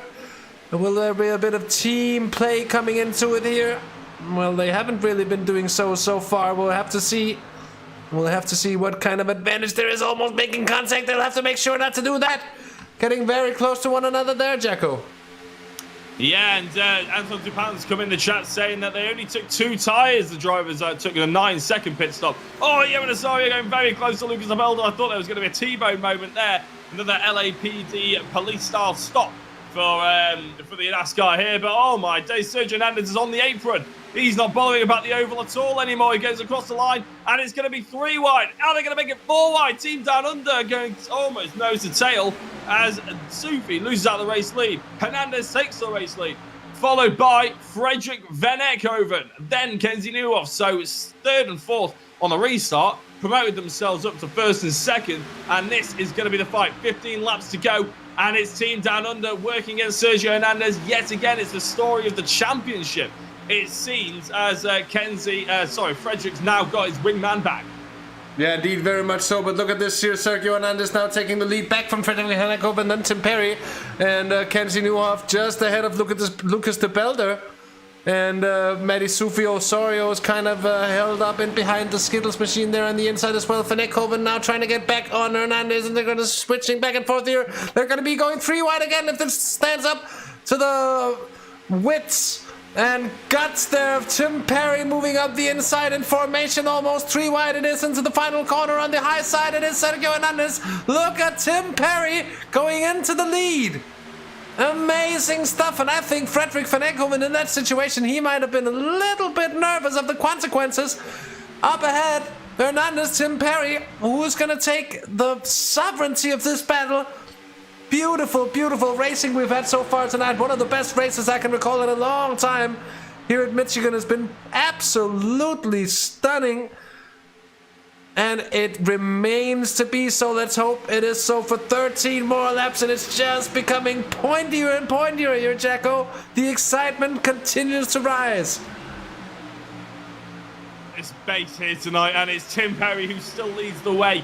Matteo Sufi dropped back down to 5th, hasn't he? All of a sudden, he's dropped down to the inside, and I don't think that was intentional either, as Johan Asario flies around the outside to retake his top 5 position. He's pretty much there all the time. 3 wide yet again through turn 1 almost. Sergio Hernandez keeps his position. Frederick Van Ekhoven, Tim Perry, and they've invited. It's going to be contact with Frederick Van Ekhoven and Tim Perry. Luckily, there's nothing doing of the massive nature, but the Team Down Under cars have really dropped back. Tim Perry's going to take real advantage, though, as he goes through on Sergio Hernandez. Johan Asario trying to get a podium position out of this potentially. Oh my God, Hasse, my voice is exploding right now.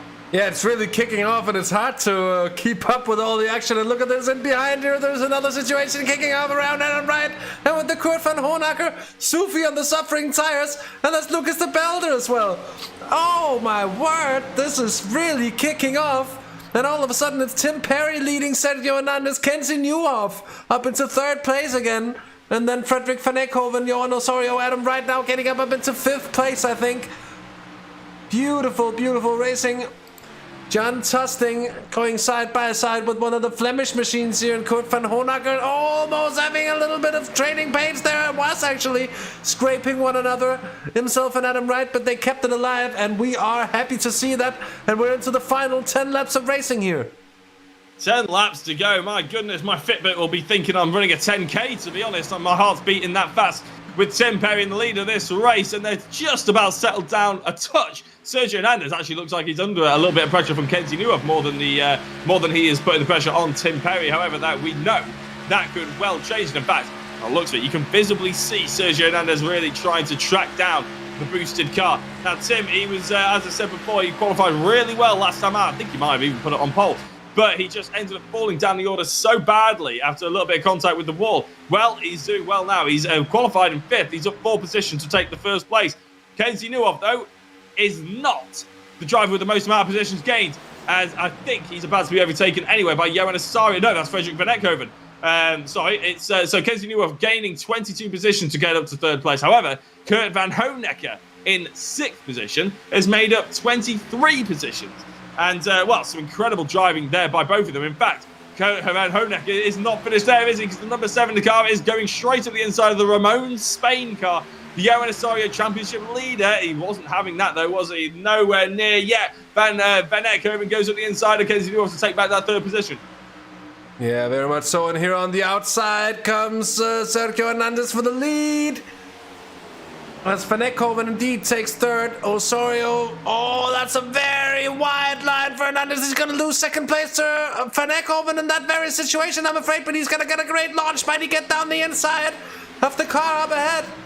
Just seemed to lose all grip there, and that's a critical time. Here comes Osorio looking for something. He's made contact with Kenzie Nieuwhof. How did he keep that alive? I have absolutely no clue. Incredible stuff. Amazing indeed. And look at that. Van Ekhoven now up into 2nd. Here comes Hernandez. Then Tim Perry is trying to hold on to the lead. This is... I cannot believe it. 7 laps to go, Jacko. And my voice is starting to buckle as well by now. And my neighbors, I'm thinking, must be absolutely sick of this, but I do not care for 1 second. This racing is so good indeed. Be the best NASCAR racer we have commentated on so far, Hasse. I think especially the sort of consistent nature that the top 5 have been battling so hard, and it's still going on. But the thing is, they're all fighting for track position. They don't want just to be in the slipstream. It looks like Michigan is a place where you want track position more than anything else. You can defend around here. Sergio Hernandez tries to look to the outside to carry on through from Frederik Van Ekhoven onto Tim Perry. Now look at this, great on board as he's trying to cut back. Oh, great action there as he cut under the inside of Tim Perry, and Sergio Hernandez takes back that 2nd place potentially. However, we've seen people defend around the outside. Is Tim Perry going to be one of those people? Not yet. Not now. So a fantastic cutback from Sergio Hernandez, something we're used to seeing in track racing, but we're here on the oval at Michigan, and it's here, and back again comes Tim Perry diving up the inside of Sergio Hernandez. He's on the apron. He doesn't care. He just wants the position. Van Ekhoven's looking in his rearview mirrors thinking, okay, you guys do what you want to do. I'm going to pull away from this.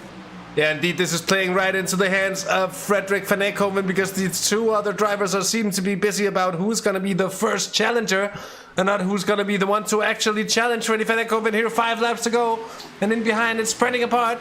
Down around Kenzie Nieuwhof here, and Adam Wright as well. They're just ahead of Lucas de Belder, just behind of Kurt Van Honecker. Further down, there are some very, very close battle indeed, but we are going to keep our eyes fixed, at least as long as they're as close as they are right now. We'll be having a look at the... Well, you know what? When they're side by side, it's worth having a watch here. Toby Ward on the outside of the 88 car Quantum, having fallen down a little bit here. Paul Gosling 4th to 14th by now. But Van Ekhoven in prime position here, coming on to the final 3 laps of racing. He's still ahead of Sergio Hernandez. They've still got Tim Perry in 3rd place, Johan Osorio up into 4th, and then Kurt Van Honecker 5th by now. So Van Honecker's gained 24 positions. What a race he's had as well. That's been a brilliant performance.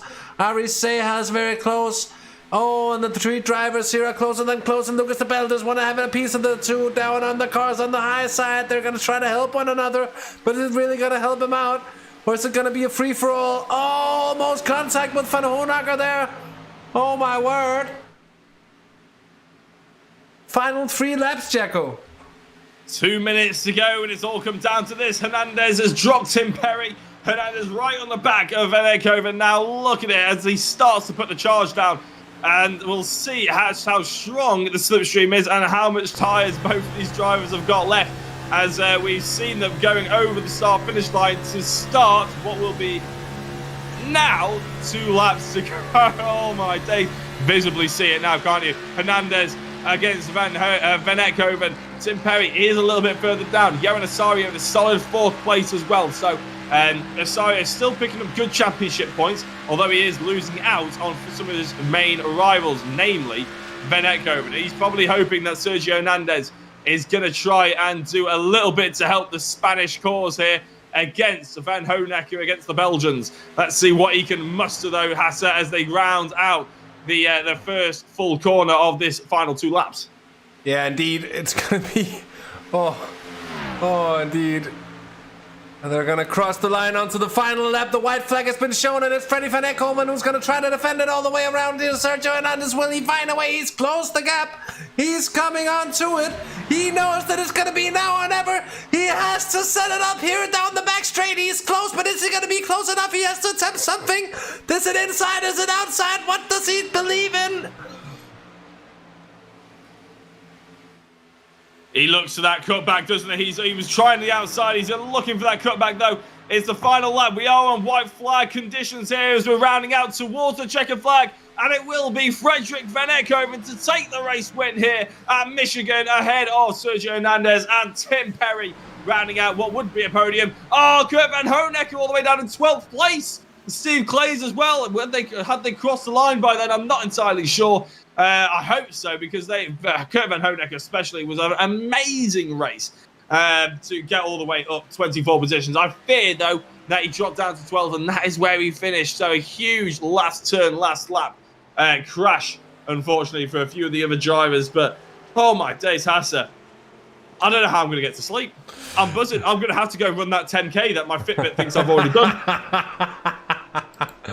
That's a very good point, isn't it? I'm thinking, I felt a little tired coming into this one. Well, I'm gonna have a problem coming to sleep tonight, but apparently so. Frederik Van Ekhoven takes the win here at Michigan after an enthralling race. Fantastic race indeed. Let's get the result up on screen for you all to see. Let's hide that ghastly thing up there. Or it's not ghastly, but in consideration with this, it is. Van Ekhoven wins ahead of Sergio Hernandez by less than 1/10 of a second. And then Tim Perry gets third in the end. A good result for him as well, it has to be said. Johan Osorio fourth. Might be really important championship points in the long run for Johan there.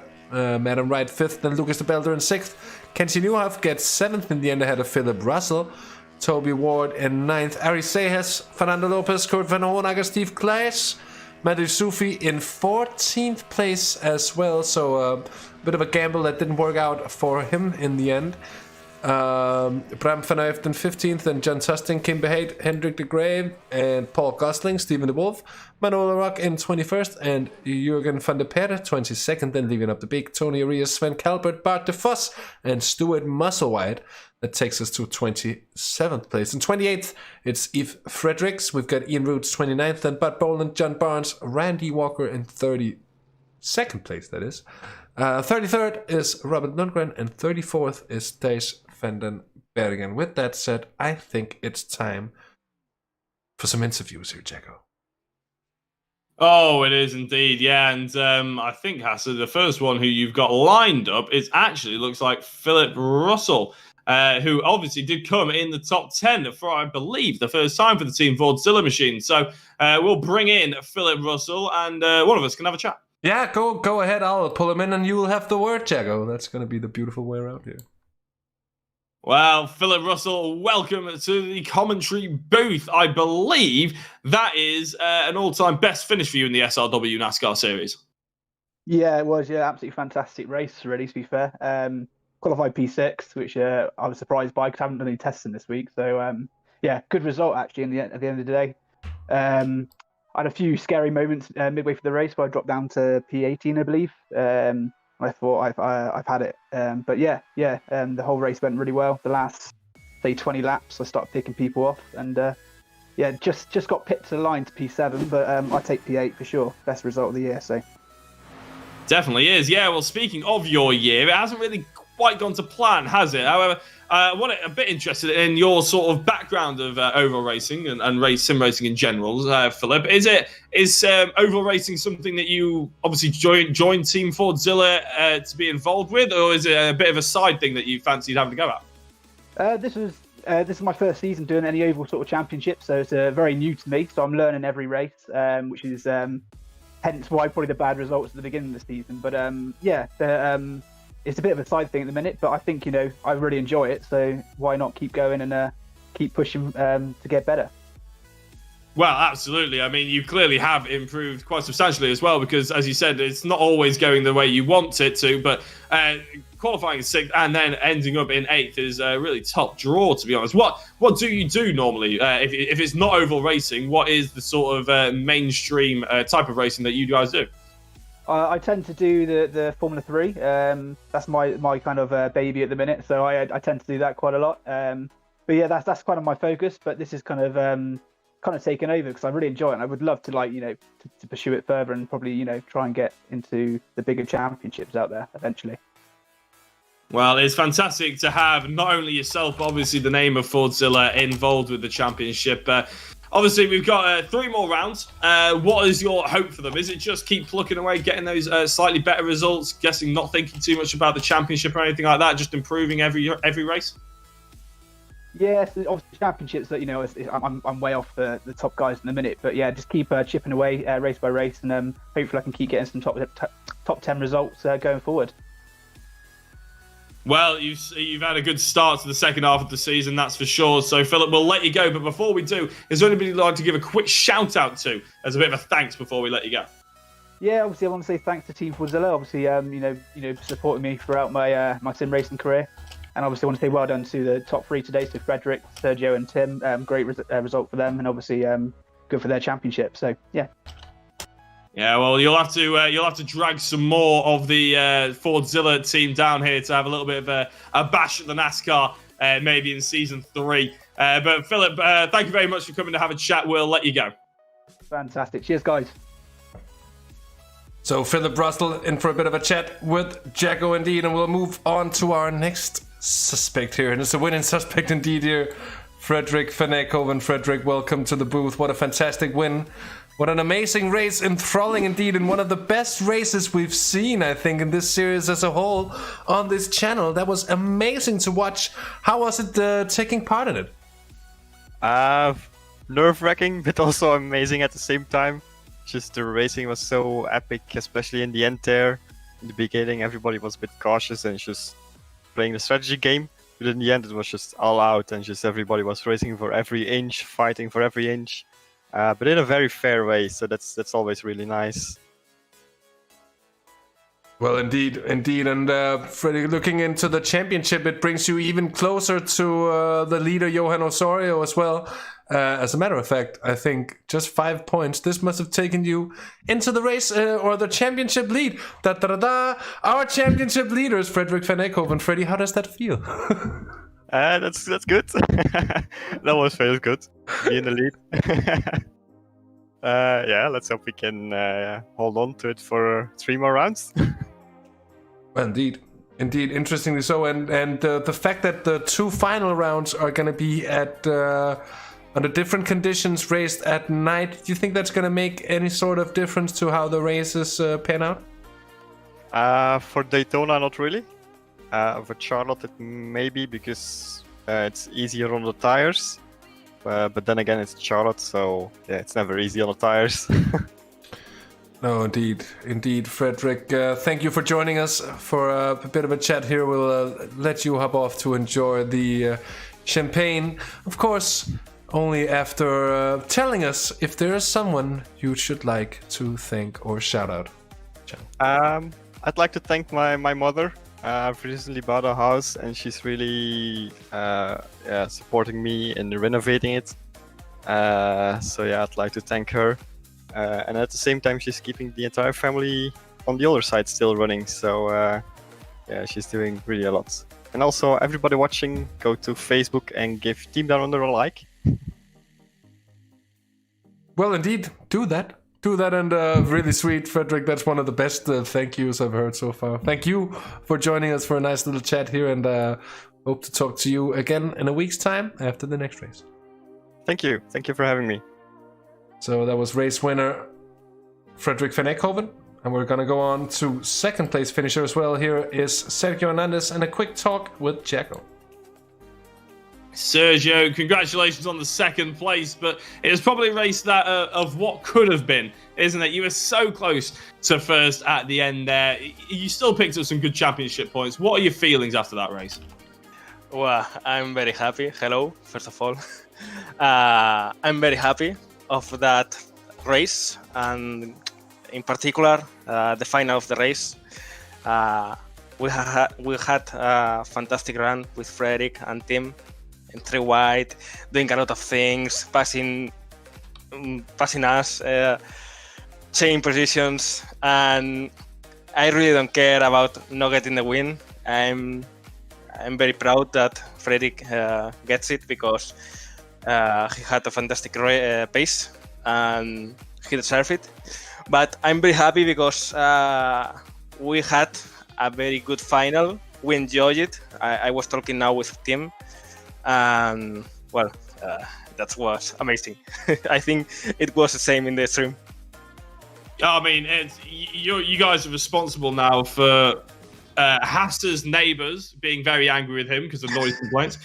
My girlfriend being very angry at me because she's trying to watch Netflix downstairs. And also my voice from being ruined as well. So thank you very much for all 3 of those things. No, it was an incredible race. And it was easily, me and Hasse were saying in the commentary that it was the best race that we've covered, I think, in NASCAR. Would you say that's probably the best race that you've had in the SRW NASCAR series? Yeah, one of the best, definitely. Yes, we had a very good race, very final of the race. Yeah, and there were plenty of drivers as well who are really picking up pace, aren't there? Which is nice to see. The likes of obviously Tim Perry really pushed you as well, didn't he, for the top 3? So that's awesome to see. We'll let you get off pretty quickly, Sergio. Is there anyone you'd like to give a quick shout out to as a bit of a thanks for coming in? Also, we love the new livery as well, by the way. That was something that we have to mention. So anybody like to give a shout out to? As always, to the organization, all the viewers, and to my team. And yes, it's a change of duty, but it's a special edition. Tomorrow, the next race will have the standard one. Very nice. Well, we look forward to having it back. But Sergio, thank you very much and congratulations on the 2nd place. We'll let you enjoy your evening. Thank you very much. Bye. So Sergio Hernandez in for a quick talk, and I think Tim Perry, our 3rd place finisher for tonight, certainly shan't be robbed of the opportunity to come in and have a word with us. And Tim, welcome to, and congratulations on a very, very strong race on your part, and a race where it seemed like things finally really came together for you. Yeah, I mean, I've been running kind of a higher steering ratio recently to try and save tyres, but for this race I decided screw it, I'm going back to my 10-1, I'm going to be aggressive and just go as fast as I can, really. And I think that it kind of worked, it nearly worked, but in the end they again just saved tyres a bit too much. But I mean, what a race. That was just epic. I absolutely loved it. Every second of that race was just brilliant. Well, then you feel just how we did watching it from the booth here. We had ourselves quite the time as well. I think but my voice is suffering now, as you might be able to hear. And I think Jacko's is as well. So you've really provided us with some heckin' good entertainment indeed in there, Tim. That was brilliant watching. What are your plans? How are you going to approach the final 3 races of the season on top of this one? I think just same again. I'm going to go really aggressive, just go as fast as I can, not worry too much about kind of long run speed particularly, and just hope it kind of falls into my lap. I think that's the way I drive best, so I think that's what I'm going to do. Just go hard, go fast, and hope for the best, really. That sounds like a sound plan to me, Tim. Thanks for joining us for a quick chat here post-race. Before we let you go, is there anyone you'd like to give a thanks or a shout-out to, indeed? Just Freddie and Sergio for such a great race, really. Just being very respectful and very fast, and just, yeah. That's it, basically, yeah. Brilliant stuff. Tim, thank you for joining us, and hope to have another chance to chat with you indeed one of these weeks after one of the final rounds. Yep, thanks guys. So with that bit of a chat with Tim Perry, that's going to be what rounds off a fantastic night of racing, Jacko. And if you were to round it off for us here, well, how would you do so?